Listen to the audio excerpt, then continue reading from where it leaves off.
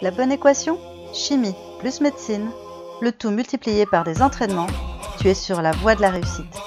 Vise le PASS avec ISA.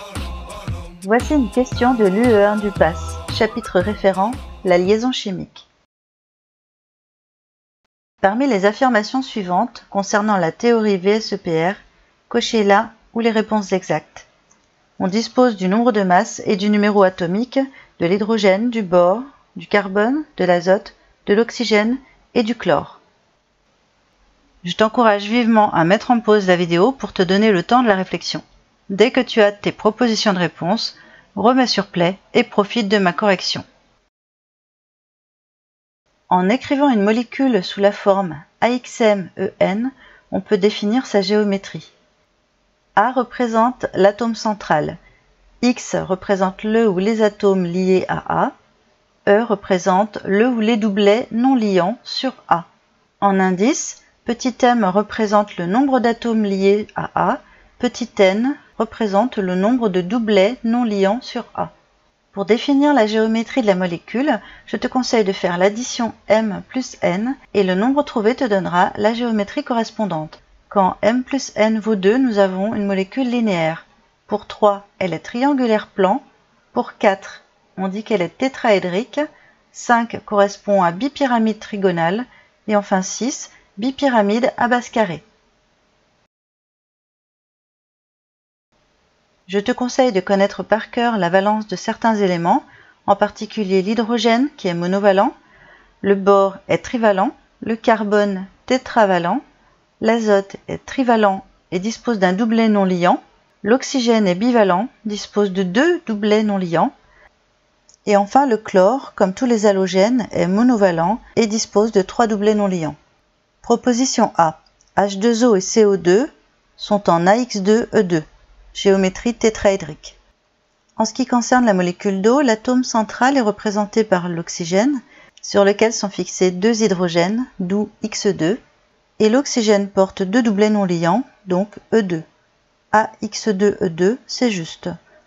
L'atome central de la molécule de dioxyde de carbone est le carbone, sur lequel sont fixés 2 oxygènes, d'où X2.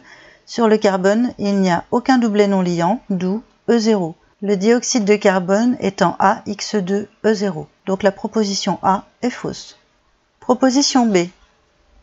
HCN et CO2 sont en AX2E0, géométrie linéaire. Nous venons justement de prouver que le dioxyde de carbone est en AX2E0. Pour l'acide cyanhydrique, c'est le carbone qui fait office d'atome central, sur lequel sont donc fixés 2 atomes, l'hydrogène et l'azote, d'où X2. Aucun doublet non liant sur le carbone, d'où E0. L'acide cyanhydrique est bien en AX2E0. La somme des indices fait bien 2, nous sommes bien en géométrie linéaire. La proposition B est vraie. Proposition C. BCl3 et COCl2 sont en AX3E0, géométrie triangulaire plane. C'est le bore qui fait office d'atome central dans le trichlorure de bore. 3 atomes lui sont rattachés, d'où X3. Et sur l'atome de bore, il n'y a aucun doublet non liant, d'où E0. BCl3 est en AX3E0. Dans le dichlorure de méthanol, c'est le carbone qui fait office d'atome central sur lequel sont disposés 2 chlores et un oxygène, d'où X3. L'atome de carbone n'ayant toujours pas de doublet non liant, nous sommes toujours à E0, d'où AX3E0. La somme des indices étant égale à 3, nous sommes bien en géométrie triangulaire plane. La proposition C est vraie. Proposition D. NH4+, et COCl2 sont en AX4E0, géométrie tétraédrique. Nous venons de dire que COCl2 est en géométrie triangulaire plane. Il est impossible que du coup elle soit en géométrie tétraédrique. La proposition D est fausse. Proposition E. H3O+, et NH3 sont en AX3E1, géométrie tétraédrique. Pour l'ion oxonium, c'est l'oxygène qui fait office d'atome central sur lequel sont disposés les 3 hydrogènes, d'où X3.